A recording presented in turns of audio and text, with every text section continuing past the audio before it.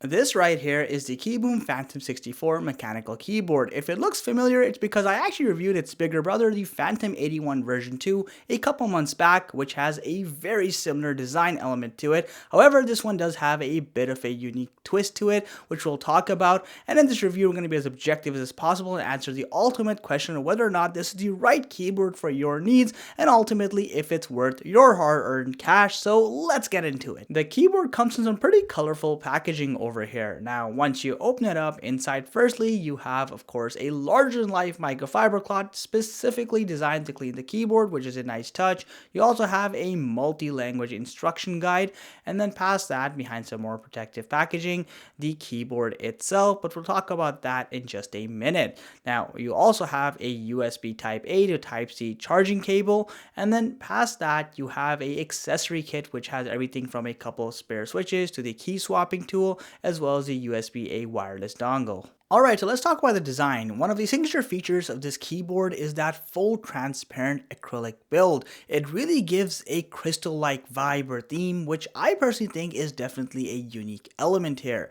Now, it is worth noting that KiiBoom really put a lot of detail, as even the keycaps themselves are completely transparent, or almost transparent anyway, which really adds to the overall look of this keyboard. Now, you do have the addition of a LCD screen on the top right corner. We'll talk about that in just a bit.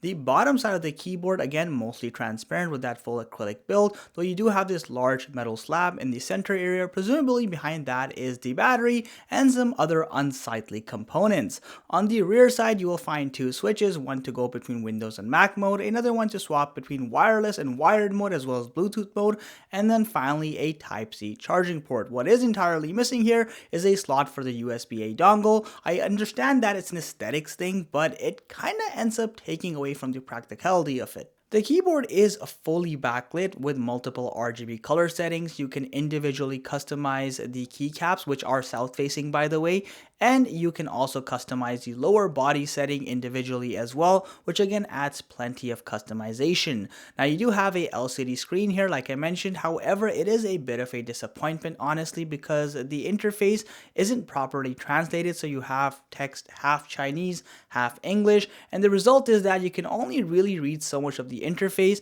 Now, with that said, there are some cool settings, like you can see system specifications, or you can have a default page that shows you the time and the OS and the connectivity settings. But again, generally speaking, this is a unpolished version of the software over here, and it really shows, as it's difficult to navigate, it's clunky, and it's not ideal. The keyboard is fully hot swappable, so you can replace the keycaps as well as the individual switches beneath them. Now, the keycaps are designed really well here. You have a SA-like profile, which means you have this really nice subtle curvature that aligns nearly perfectly with the curvature of your fingers, making it very ergonomic. KiiBoom is using their own in-house crystal switches for this keyboard, and look, I have nothing against these switches per se. They are nice linear switches, but the pre-lubing is less than ideal when compared to some other vendors. The result is that every keystroke feels fairly rough and almost inconsistent, to a point where it's noticeable if you're typing fast enough. When you're looking at typing performance, the result is that you have a very hollow but high-pitched sounding keyboard, but not the marbly kind of sound, more like two stones kind of colliding each other. It's more brittle in nature. Despite having a gasket mount and dampening foam, this is a very loud and high-pitched keyboard, and it does have some degree of tactility, which is a good thing, but I definitely think it's a less than ideal typing experience because of the choice of switches used over here, combined with the hollow point keycaps. Here's a quick sound test for reference.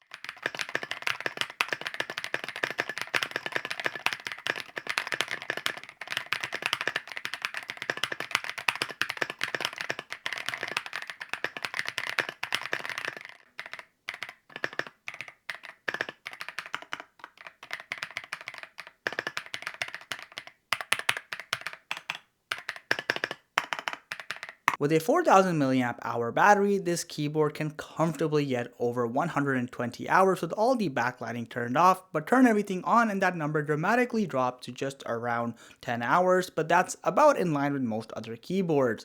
Now, as far as connectivity is concerned, you can connect through a wired connection, through a wireless 2.4 gigahertz connection thanks to a USB-A dongle, or you can connect through a Bluetooth profile. It's worth noting you do not get a 1000 hertz polling rate here though. With a $200 price point, the Phatom 64 is definitely an expensive keyboard, but I'm not quite sure that there's enough over here to justify that fairly high price point. I mean, on one side, this is an aesthetically gorgeous keyboard. That transparent design is amazing, and I love the compact form factor. I also appreciate cool factors like having an onboard LCD screen or multiple connectivity options and a decent battery. However, the execution here is definitely lacking. Those crystal switches still have some improvements to be made. They feel rough and inconsistent at times, making for a slightly more brittle typing experience, though of course that can be overcome thanks to hot swappable features and replacing the switches entirely. And then the LCD screen here again just feels unfinished in the sense that you have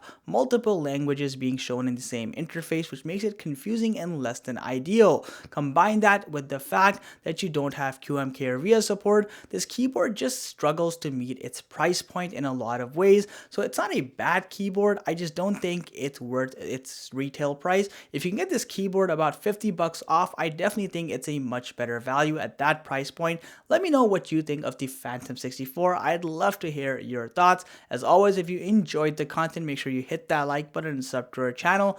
Catch you in the next one.